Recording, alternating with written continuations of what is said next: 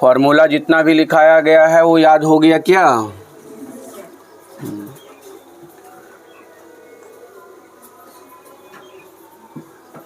इस एक्सरसाइज 16 में टोटल आपको 5 फार्मूला लिखाए हैं। पांचों फार्मूला सबसे पहले आपको याद हो जाना चाहिए, ठीक है।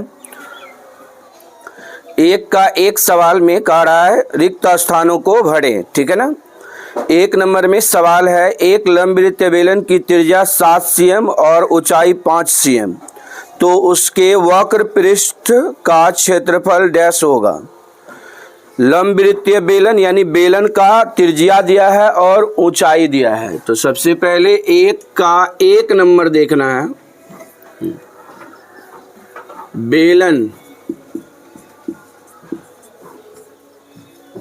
बेलन इसको लंबवृत्तीय बेलन कहते हैं या समबेलन भी कहते हैं। बेलन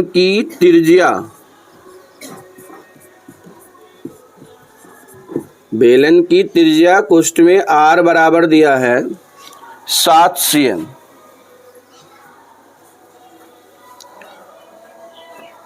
उसके बाद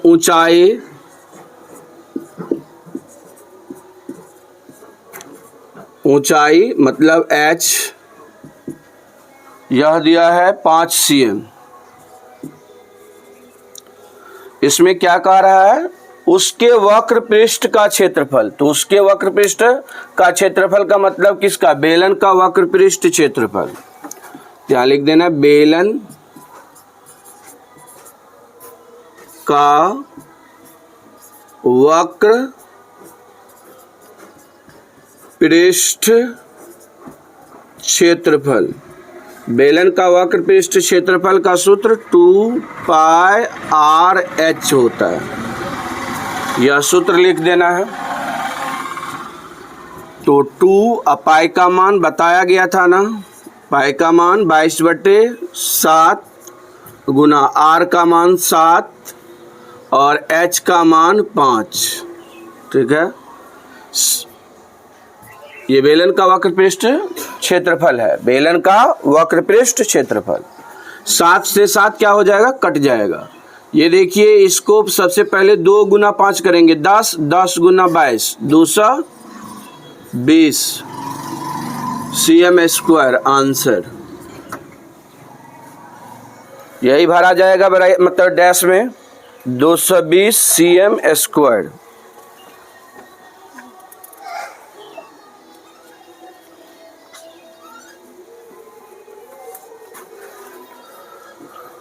अब इसका 2 नंबर का सवाल देखिए।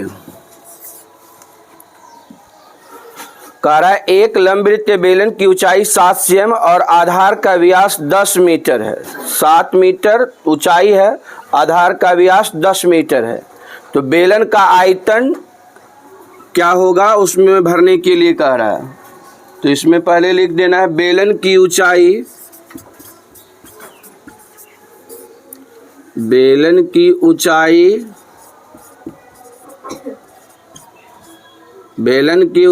h बराबर 7 मीटर, ठीक है। बेलन की ऊंचाई 7 मीटर और इसका व्यास दिया है, व्यास मतलब d, ये व्यास है इसका 10 मीटर, 10 मीटर। इसलिए त्रिज्या हो जाएगा व्यास का आधा। त्रिज्या बराबर d/2 होता है, यानी 10/2 हो जाएगा, 5 मीटर। उसके बाद बेलन का आयतन निकालने का, इसमें बेलन का आयतन कह रहा है ज्ञात करने के लिए। बेलन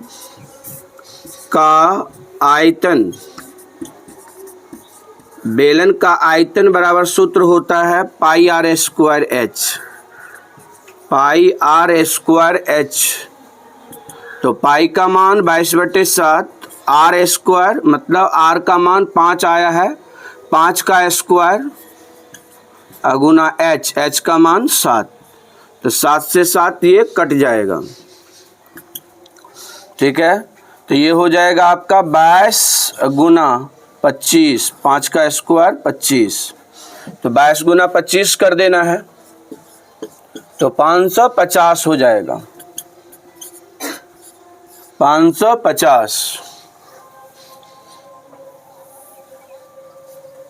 550 मीटर स्क्वायर उसमें भरा जाएगा रिक्त स्थान में।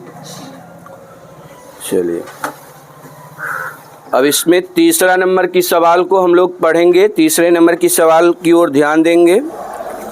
कह रहा है एक लंबवृत्तीय बेलन का व्यास 7 cm है तथा ऊंचाई 5 cm है, तो बेलन का वक्र पृष्ठ का क्षेत्रफल डैश होगा। तीसरा नंबर का सवाल इसी एक का देख लीजिए। इसमें क्या है, बेलन का व्यास है, तो यहां लिख देना है बेलन का व्यास, बेलन का व्यास मतलब d, बेलन का व्यास मतलब d, डायमीटर 7 cm दिया गया है, तो इसका त्रिज्या निकाल देना है r। त्रिज्या r बराबर सूत्र होता है d/2 व्यास बटे 2। तो त्रिज्या दिया, इसका व्यास दिया है 7, तो त्रिज्या हो जाएगा 7/2 cm, 7/2 cm हो जाएगा। ऊंचाई 5 cm है, तो यहाँ पर लिख देना h, ऊंचाई बराबर 5 cm। अब इसमें कह रहा है बेलन का वक्र पृष्ठ का क्षेत्रफल डैश होगा, तो यहाँ लिख देना बेलन का वक्र पृष्ठ क्षेत्रफल बराबर, बेलन का वक्र पृष्ठ क्षेत्रफल का सूत्र 2πRh होता है, तो ये 2πRh लिख देंगे, उसको हल कर देंगे।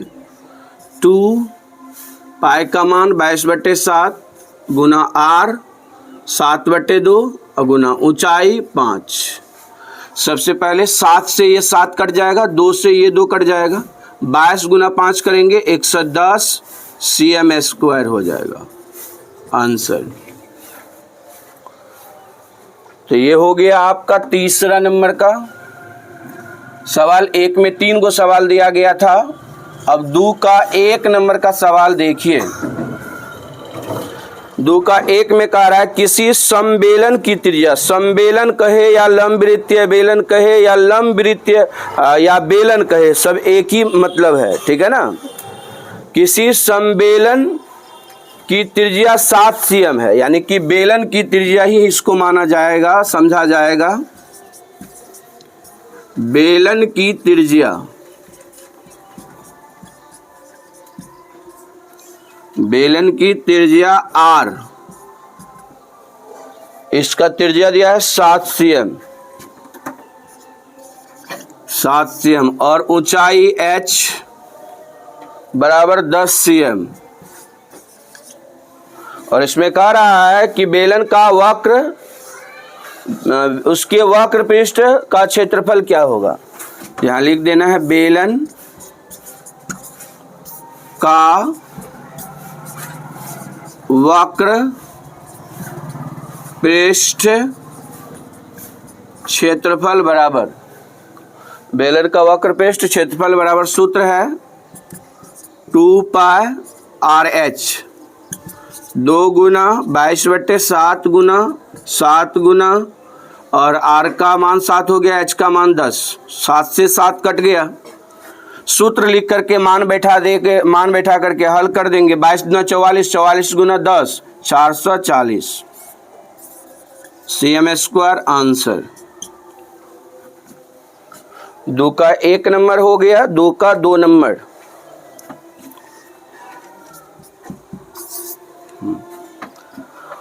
इसमें कह रहा है एक लंबवृत्तीय बेलन के आधार का क्षेत्रफल, एक लंबवृत्तीय बेलन के आधार का क्षेत्रफल, तो यहां लिख देना है बेलन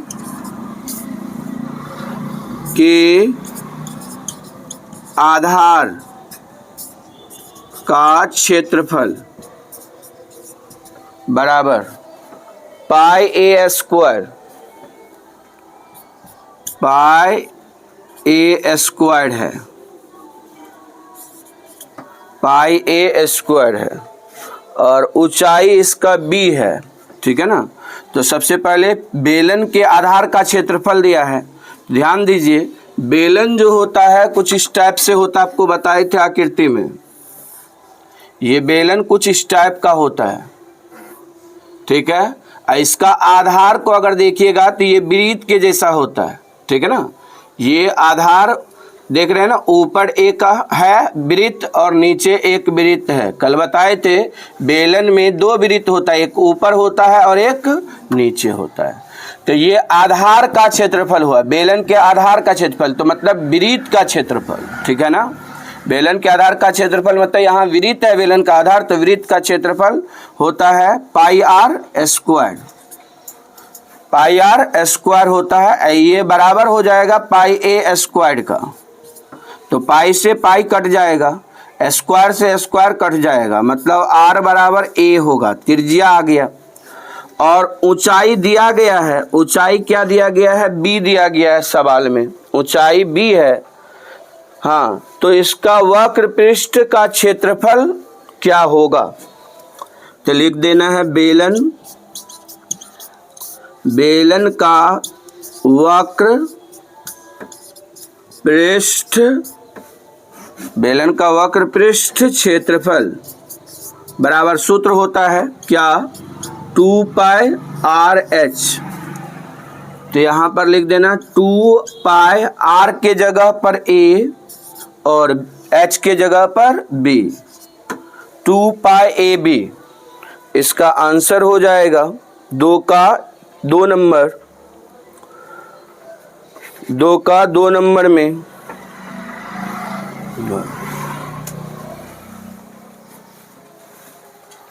2 pi A B C M square क्षेत्रफल आया है, तो सी एम स्क्वायर हो जाएगा आंसर। चलिए, तो 2 का 2 नंबर कंप्लीट हो गया। 3 नंबर का सवाल में देखेंगे, पहला सवाल, हाँ इसमें टोटल 6 सवाल दिया है। 3 का पहला सवाल में कह रहा है यदि किसी लंबवृत्तीय बेलन के आधार की त्रिज्या आधी कर दी जाए। कहाँ ध्यान है, किताब की ओर क्या है ना, ध्यान रखते हैं, हिसाब पढ़ते हैं, मतलब तुम्हारा नज़र किताब पे होना चाहिए, ठीक है ना। 3 का 1 नंबर में, यदि किसी लंबवृत्तीय बेलन के आधार की त्रिज्या आधी कर दी जाए तथा ऊंचाई अपरिवर्तित रहे तो मूल बेलन के आयतन तथा नए बेलन के आयतन का अनुपात निम्नलिखित में से कौन होगा। तो सबसे पहले बेलन की त्रिज्या नहीं पता है, न ही ऊंचाई पता है, तो हम लोग आधी कैसे समझेंगे और ऊंचाई अपरिवर्तित कैसे समझेंगे। तो इसके लिए हम लोग को सबसे पहले मान लेना होगा, तो यहाँ लिखना पड़ेगा माना कि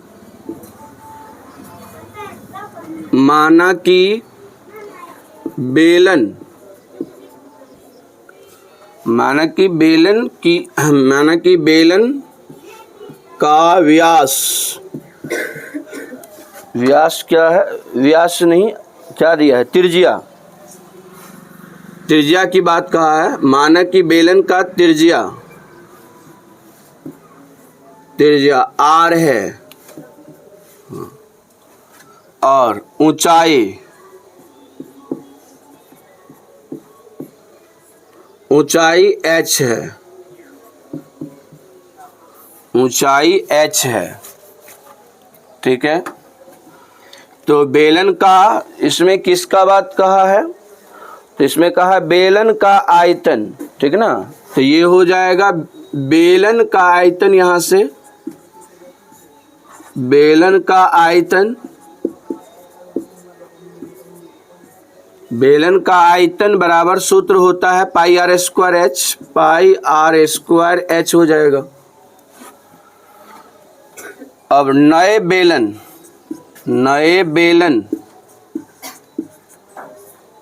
बेलन का त्रिज्या इसमें कह रहा है कि आधी कर दी जाए, मतलब r/2 आधी, और ऊंचाई अपरिवर्तित रहे, अपरिवर्तित मतलब नो चेंज, ऊंचाई में कोई परिवर्तन नहीं है, यानी ऊंचाई h ही रहेगा, ठीक है ना। ऊंचाई को हम लोग h ही समझेंगे, h है, ठीक है। तो कह रहा है इसमें कि मूल बेलन के आयतन और नए बेलन का आयतन, मूल बेलन का आयतन ये हुआ पाई आर स्क्वायर एच, नए बेलन का आयतन अब लिखेंगे, नए बेलन का आयतन, नए बेलन का आयतन बराबर लिखेंगे मूल बेलन का आयतन कह रहा है, मूल बेलन का आयतन अब बटे नए बेलन का आयतन, इसका अनुपात नए बेलन का आयतन,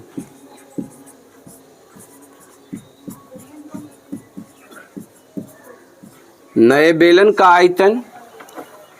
तो मूल बेलन क्या है, तो पुराना वाला बेलन, तो पाई आर स्क्वायर एच है, और इसमें नए बेलन का आयतन, तो यहाँ पर लिख देना है क्या, सॉरी यहाँ पर नहीं, यहाँ केवल बेलन का आयतन लिखना है, बेलन का आयतन। तो मूल बेलन का आयतन बटे नए बेलन का आयतन, नए बेलन में ये हो जाएगा पाई, ये r/2 का स्क्वायर h, यहाँ से ये दोनों कट जाएगा, पाई और पाई कट जाएगा, यहाँ से लिखेंगे r² बटे 4, तो ये r से ये दोनों कट जाएगा, ये 4 ऊपर चला जाएगा, ठीक है ना, ये 4 ऊपर चला जाएगा, तो 4:1 हो जाएगा, 4:1, यानी सी ऑप्शन इसका आंसर हो जाएगा।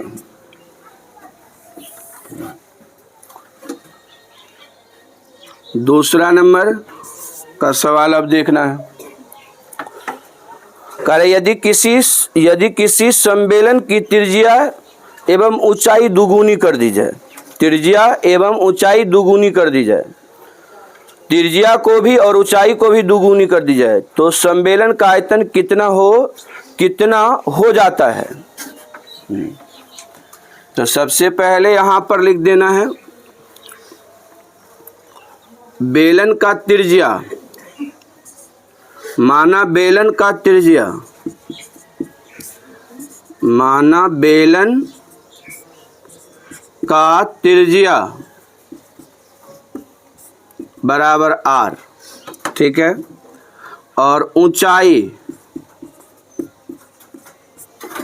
ऊंचाई क्या होगा, तो h, ठीक है। फिर यहाँ पर नए बेलन का लिख देना, नए बेलन का त्रिज्या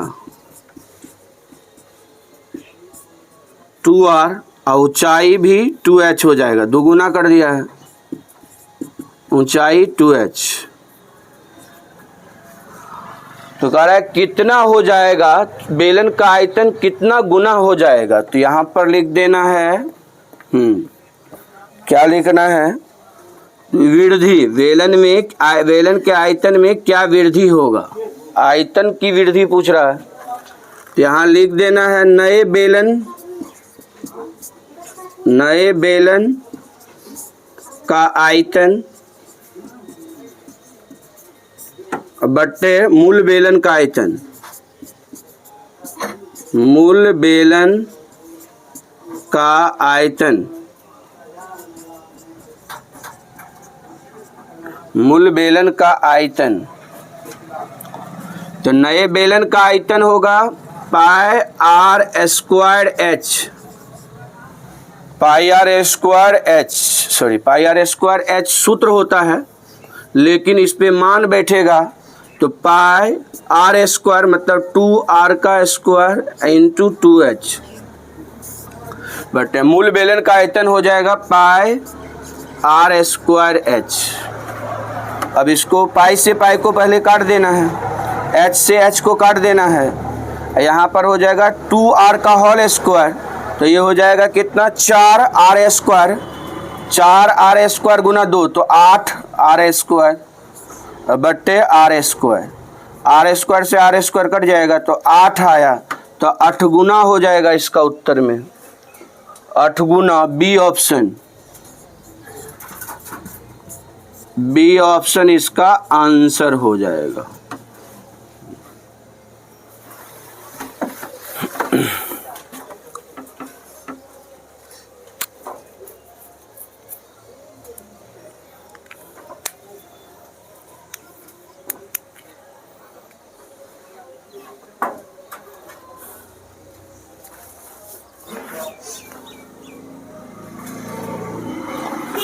अब इसमें देखना है तीसरा नंबर का सवाल, 3 का तीसरा।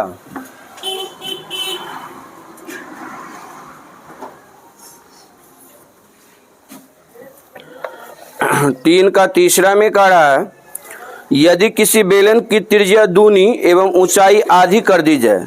बेलन की त्रिज्या दूनी मतलब 2r हो जाएगा, ऊंचाई आधी मतलब h/2 हो जाएगा, तो मूल बेलन तथा नए बेलन का आयतन का अनुपात निम्नलिखित में से कौन सा होगा।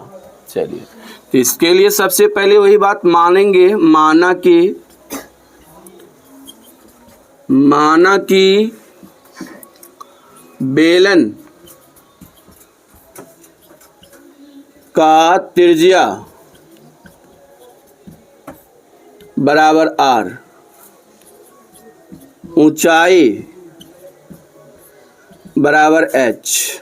ठीक है, तो इसका सबसे पहले क्या कर देना है, तो आयतन निकाल देना है। यही हुआ मूल बेलन, बेलन का आयतन। बेलन का आयतन का सूत्र होता है πr²h, इसमें लिख देना है πr²h। ठीक है, अब नए बेलन में क्या किया वृद्धि वो चीज लिख देना है। नए बेलन का त्रिज्या, नए बेलन का त्रिज्या क्या हो जाएगा, तो बेलन का त्रिज्या को कह रहा है दूनी मतलब 2r, और ऊंचाई में कह रहा है आधी अर्थात h/2। आधी कर दी जाए तो मूल बेलन तथा नए बेलन के आयतन का अनुपात। तो यहाँ पर सबसे पहले अनुपात निकालना है, तो लिख देना अनुपात बराबर। तो इसमें सबसे पहले किस बेलन की बात कहा, तो मूल बेलन का। तो मूल बेलन का लिख देना आयतन, मूल बेलन का आयतन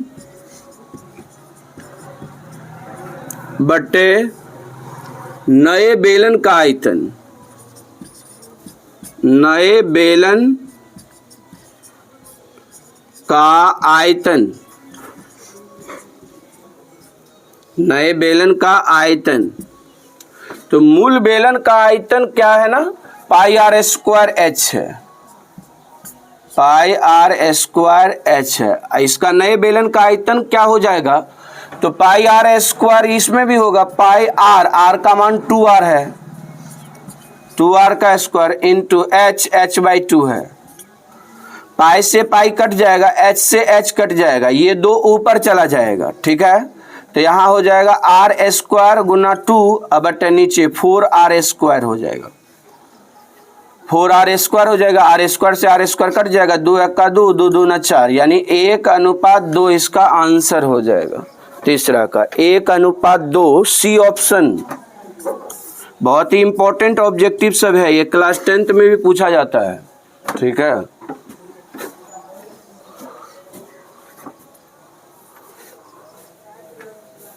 चलिए उसके बाद 4 नंबर का सवाल देख लेते हैं। 4 नंबर की सवाल में क्या कहा जा रहा है, कह रहा है समान ऊंचाई वाले दो बेलनों की त्रिज्याओं में 2:3 का अनुपात है, तो उनके आयतनों में क्या अनुपात होगा। समान ऊंचाई मतलब ऊंचाई समान है दोनों का, और त्रिज्या है 2 है और 3r है। तो यहाँ पर लिख देना माना कि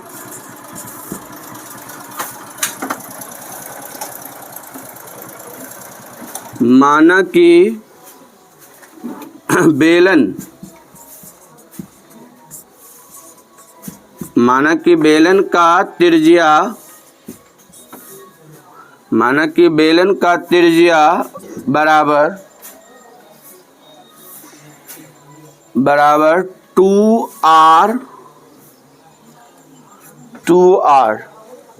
ठीक है ना, और दूसरा का हो जाएगा 3r। ऊंचाई समान है, ठीक है ना, तो ये लिख देना। दूसरा का हो जाएगा 3r, ठीक है ना, ऊंचाई समान है। तो कह रहा उनके आयतनों का अनुपात क्या होगा, तो लिख देना अनुपात बराबर, यहाँ लिख देना पहले बेलन का आयतन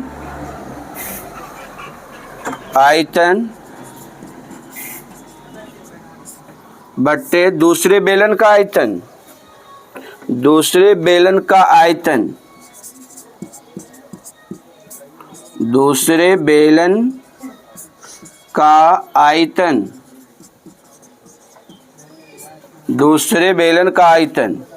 तो पहले बेलन का आयतन का सूत्र में हम लोग पाई आर स्क्वायर दिमाग में रखेंगे। बेलन का आयतन होता है पाई आर स्क्वायर एच, तो पाई को पाई लिखेंगे, आर के जगह पे 2r हो जाएगा, तो पाई 2r स्क्वायर एच के जगह एच ही हो जाएगा, ठीक है, एच ही लिखेगा, ठीक है। अब बेटे दूसरे बेलन का आयतन पाई आर स्क्वायर, तो आर के जगह पे हो जाएगा 3r स्क्वायर इंटू एच की जगह एच ही रहेगा। यहाँ से एच कट जाएगा, पाई से पाई कट जाएगा। अब यहाँ पर 2r का होल स्क्वायर करेंगे तो 4r स्क्वायर, बट 3r का होल स्क्वायर करेंगे तो 9r स्क्वायर, तो ये दोनों कट जाएगा, तो क्या आएगा 4:9 आंसर हो जाएगा 4:9। तो ये इसका 4 नंबर का सवाल हो गया। 5 नंबर से अब सवाल इसका देखिए। 5 नंबर में कह रहा है एक बेलनाकार बर्तन पानी से भरा है, पूरा भरा है, मतलब उसका आयतन, जब किसी में मतलब जो बेलन में पानी भरा जाता है तो यानी बेलन का आयतन की बात कह रहा है। एक बेलनाकार बर्तन पानी से भरा है, उसके अंदर उस बर्तन के आंतरिक व्यास के आधे व्यास एवं आधी ऊंचाई के एक बेलनाकार वस्तु डाल दी जाती है। बर्तन में बचे हुए पानी की मात्रा एवं आरंभ के पानी की मात्रा का अनुपात क्या होगा, ठीक है। बहुत अच्छा ऑब्जेक्टिव ये भी है। तो सबसे पहले हम लोग यहाँ पर लिख देंगे बेलनाकार बर्तन की बेलनाकार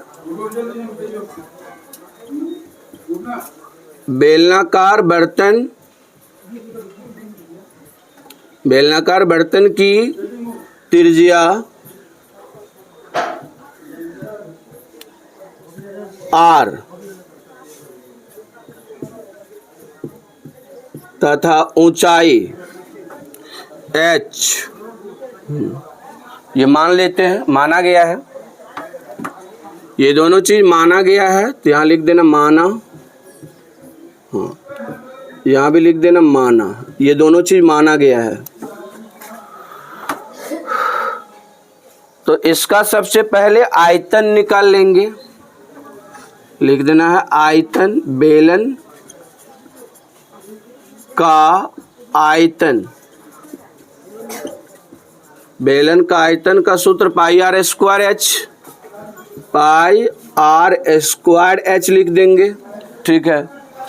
अब उसके अंदर उस बर्तन के आंतरिक व्यास के आधे एवं आधी ऊंचाई, हाँ, तो यहाँ पर फिर त्रिज्या हो जाएगा नए बेलन, यहाँ लिख देना नए बेलन या अन्य बेलन लिख देना है, अन्य बेलन की त्रिज्या कह रहा है इसका मतलब जो है ना, इसमें कह रहा है आंतरिक व्यास के आधे, आंतरिक व्यास के आधे, अगर व्यास 2r है तो उसका आधा, ठीक है ना, तो ये यहाँ पर r/2 हो जाएगा, r/2, और व्यास का आधा है आधी ऊंचाई, तो ऊंचाई भी आधी हो जाएगा, मतलब h/2, ठीक है। तो बर्तन में बचे हुए पानी की मात्रा एवं आरंभ के पानी की मात्रा का अनुपात क्या होगा। यहाँ पर सबसे पहले लिखना है शेष पानी का आयतन, शेष पानी का आयतन, तो इस आयतन में से इसके आयतन को घटा देना है, पाई r स्क्वायर h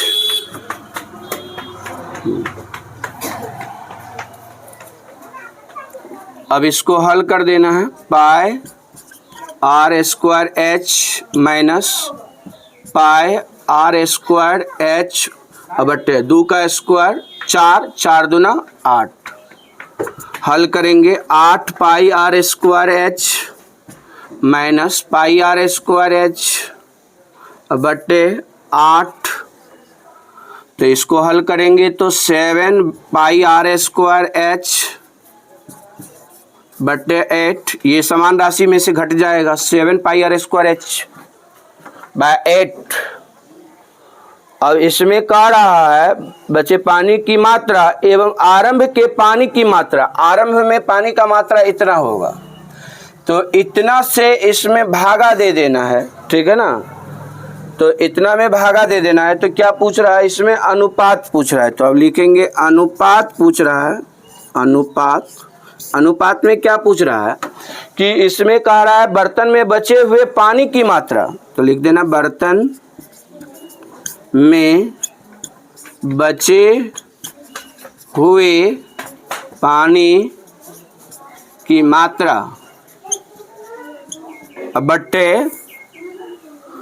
बटे आरंभ के पानी की मात्रा, या आरंभ में, यहाँ लिख देना आरंभ में,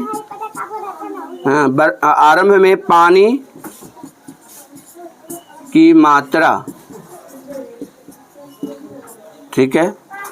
तो बर्तन में बचे हुए पानी की मात्रा ये आया 7 पाई r स्क्वायर h बाय 8, ये आया है, और आरंभ में मतलब शुरू में पानी की मात्रा ये था पाई r स्क्वायर h, तो यहाँ पर लिख देना पाई r स्क्वायर h, पाई r स्क्वायर h, तो ये देखो पाई r स्क्वायर h जो है इससे कट जाएगा, ठीक है ना, तो इसका 7:8 हो जाएगा, 7:8। आंसर देखिए ए ऑप्शन।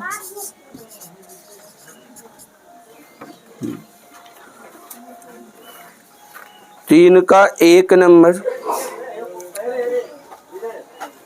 3 का कितना है ये 5, बी ऑप्शन दिया है क्या, ए दिया है।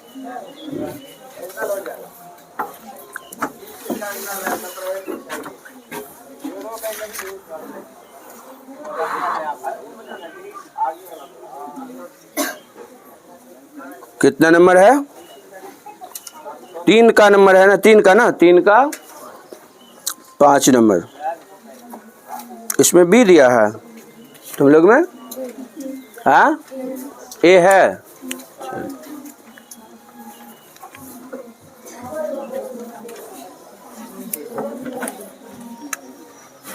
चलिए दीजिए आगे, इसका आखिरी सवाल, बातचीत बंद कीजिए। 6 नंबर का सवाल,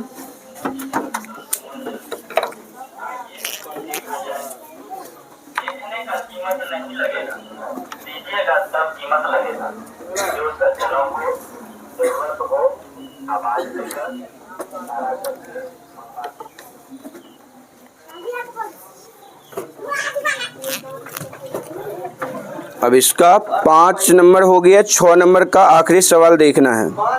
कह रहा एक पाइप की आंतरिक अनुप्रस्थ काट का क्षेत्रफल, आंतरिक अनुप्रस्थ काट का क्षेत्रफल, तो यहाँ लिख देना है पाइप, 6 नंबर में है, पाइप की आंतरिक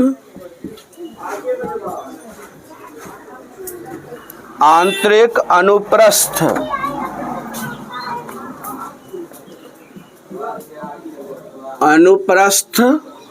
काट का क्षेत्रफल बराबर 100 cm स्क्वायर, 100 cm स्क्वायर। और इस पाइप का लंबाई, यहाँ लिख देना पाइप की लंबाई, पाइप की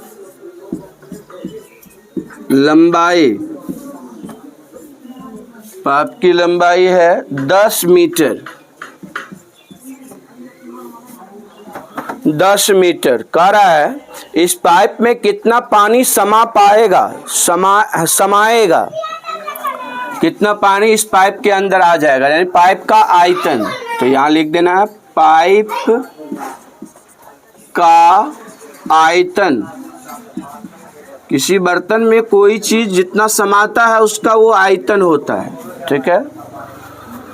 तो पाइप का आयतन बराबर हो जाएगा यहाँ पर क्षेत्रफल गुना लंबाई, क्षेत्रफल गुना लंबाई। तो क्षेत्रफल है 100 गुना लंबाई है 10, तो यानी 1000 हो जाएगा, 1000 ये हो जाएगा, ठीक है ना। हाँ, 100 गुना 10 1000 हो जाएगा, 1000 हो जाएगा मीटर स्क्वायर, ठीक है ना, मीटर स्क्वायर। 1000 मीटर स्क्वायर, उधर cm स्क्वायर दिया है, तो सॉरी इसको भी क्या करेंगे, मीटर से मतलब जो है cm में बदल देंगे। ऊपर क्या है, cm में है क्या, 100 cm स्क्वायर है ना यहाँ पर, 100 cm स्क्वायर, इसको भी cm में बदल देना। 10 मीटर को 10 मीटर को cm में बदलेंगे तो कितना होगा, 100 से गुना हो जाएगा, 1000 हो जाएगा। तो यहाँ 1000 से गुना होगा, ठीक है ना, 1000 से गुना होगा। तब यहाँ पर हो जाएगा क्या, 100 गुना 1000, तो यानी कि 1 पर क्या को सुनना, 3 दू 5, इतना हो जाएगा, इतना cm क्यू अब हो जाएगा, cm क्यू, ठीक है।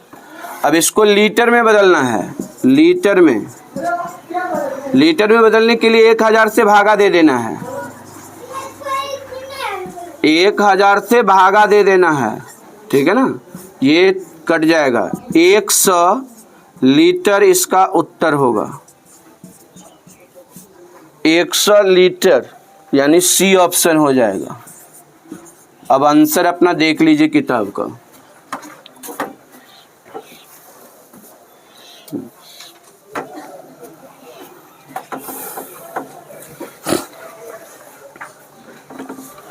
चलिए, तो ये जो है आपका 3 का 6 सवाल हो गया, ठीक है। अब हम लोग 4 नंबर का सवाल देखते हैं।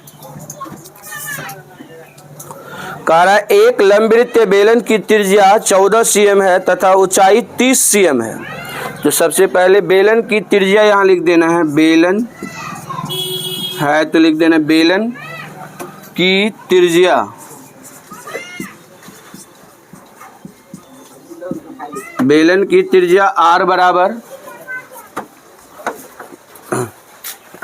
आई 4-5 दिन से बनल छै, हमरा यादे नहीं रहलै कि यहाँ तक पहुँचाबै। तो आइ आबै छी, ओते ले लेबै, जरूर आबै, ठीक है।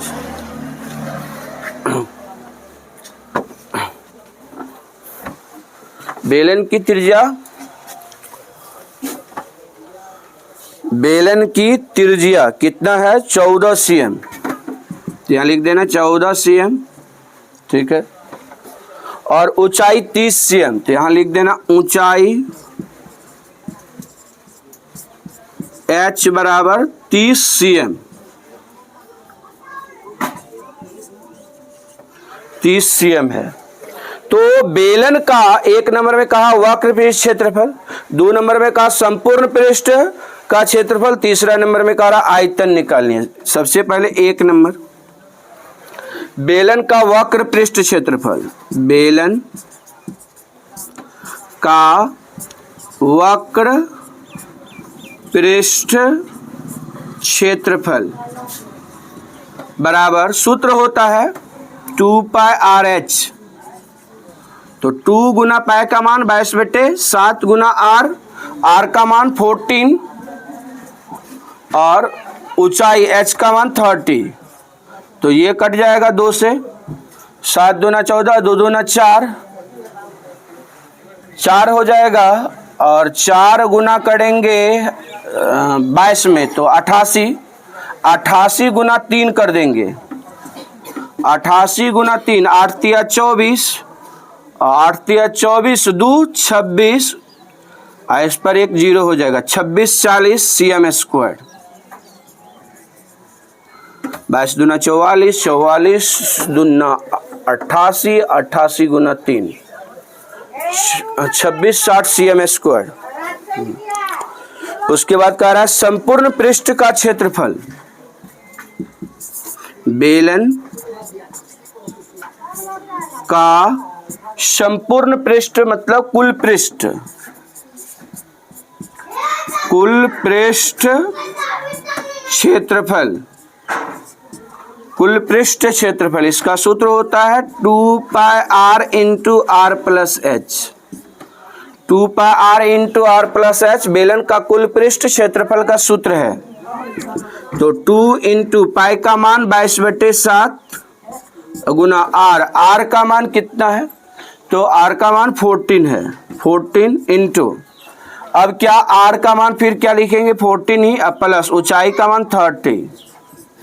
अब पहले इसको 7 दूना 14 काट देना है और इसको गुना कर देना है, 22 दूना 44 दूना 88, 88 गुना ये दोनों को जोड़ लेना है। तो ये दोनों को जोड़ेंगे तो हो जाएगा 44। अब ये गुना कर देना है 44, 88 गुना 88 गुना 44, 8 चौके 32, 8 चौके 32, 3 35,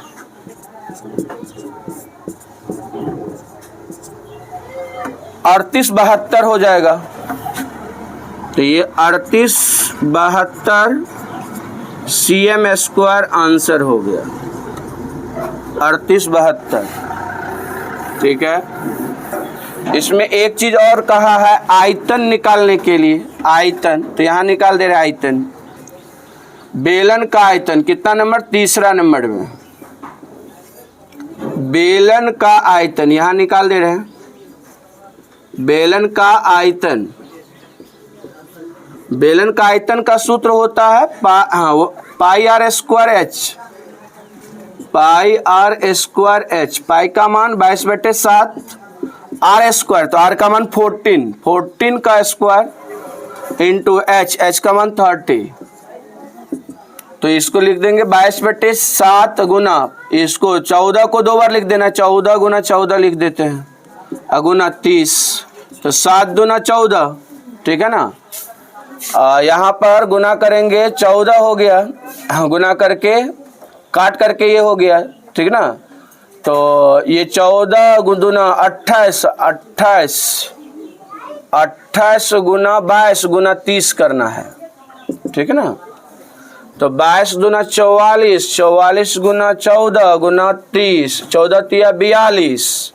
ठीक है ना, 14 तिया 42, 420, 420 गुना कर देना है 44, 0 4 दूना 8, 4 चौके 16, 0 8 6 1, 0 8 4 6 1 7 1 8 1, 18,480, 18,480 CM³ आंसर।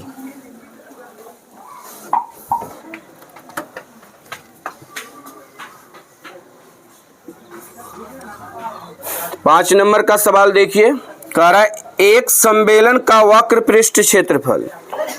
संबेलन का वक्र पृष्ठ क्षेत्रफल मतलब यहां पर हम लोग ऐसे भी लिख सकते हैं, बेलन का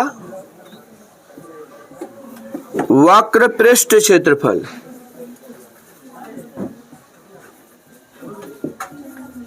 वक्र पृष्ठ क्षेत्रफल, बेलन का वक्र पृष्ठ क्षेत्रफल दिया है 1056 cm स्क्वायर और आधार का व्यास दिया है, हाँ आधार का व्यास यहाँ पर ऊपर ही लिख देते हैं, व्यास दिया है d बराबर लिख देना है 28, तो r बराबर हो जाएगा 28/2, काट देंगे 14 हो जाएगा।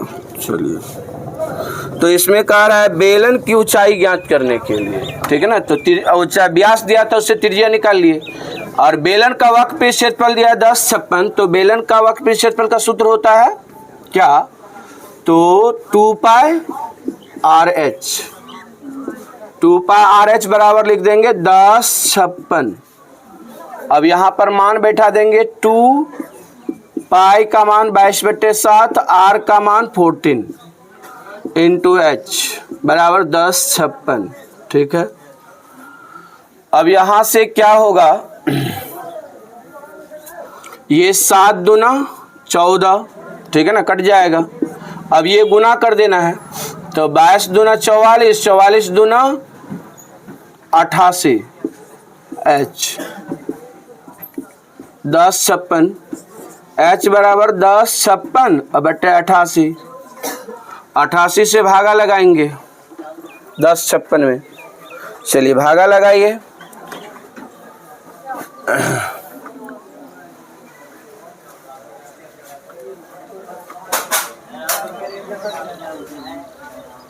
भागा लगाइए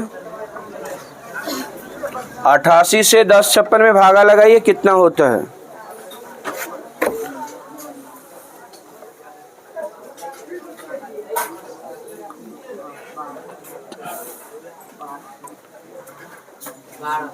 बारह मरतबे में कट जा रहा है, हाँ, तो ये h यहाँ 12 लिख देना है, h बराबर 12 cm आंसर। 6 में कह रहा है एक गोल खंभे का वक्रतल 2200 cm स्क्वायर है। एक गोल खंभे मतलब बेलन है। 6 नंबर यहाँ पर लिख देना, गोल खंभे का वक्र पृष्ठ क्षेत्रफल, वक्र पृष्ठ क्षेत्रफल बराबर कितना, तो 2200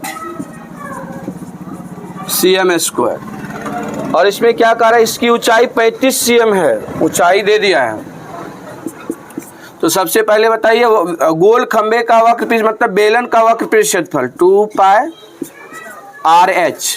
बराबर 2200, यहाँ पर फिर लिख देंगे क्या, 2 इंटू पाई का मान क्या होता है 22/7 अगुना ऊंचाई, सॉरी आर निकालना है, इसमें क्या रहा है ना, व्यास ज्ञात कीजिए, तो त्रिज्या आएगा तभी व्यास।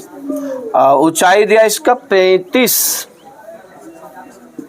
बराबर 2200, ये 22 से पहले ये कट जाएगा, 22 1 का 22 100, ठीक है, ये कटेगा 7 5 35, ठीक है, तो 5 दूना 10 r बराबर 100, ये कट जाएगा 10 मरतबे में, तो r बराबर 10, तो d बराबर होता है 2r। हाँ, व्यास जो होता है त्रिज्या का दुगुना होता है, 2 गुना 10 बराबर 20 cm आंसर हो जाएगा।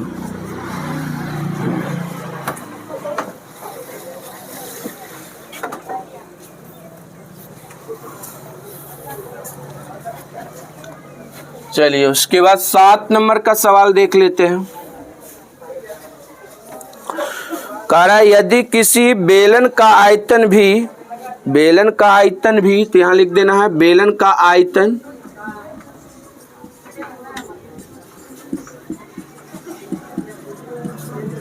बेलन का आयतन भी है और वक्र पृष्ठ क्षेत्रफल, वक्र पृष्ठ क्षेत्रफल कितना है? तो ए है, ए कहाँ है? और आधार की त्रिज्या आर, आधार की त्रिज्या आर है। तो सिद्ध करे कि 2v बराबर ए आर, 2v बराबर ए आर। तो यहाँ लिख देना सिद्ध करना है, सिद्ध करना है कि 2v बराबर ए आर, ए आर। तो यहाँ पर लिख देना है LHS से, LHS से, तो LHS में है 2v, v का मतलब होता है आयतन। तो 2 इंटू आयतन का सूत्र होता है pi R square H, pi R square H. तो इसको लिख देंगे 2 pi R H into R, R square है तो आर एगो लिखे, यहाँ पर आर स्क्वायर लिखे।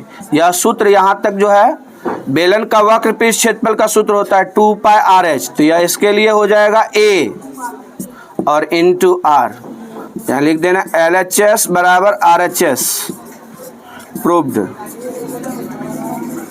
ये हो गया 7 नंबर तक कंप्लीट, ठीक है ना। आगे क्लास में हम लोग 8 नंबर से देखेंगे।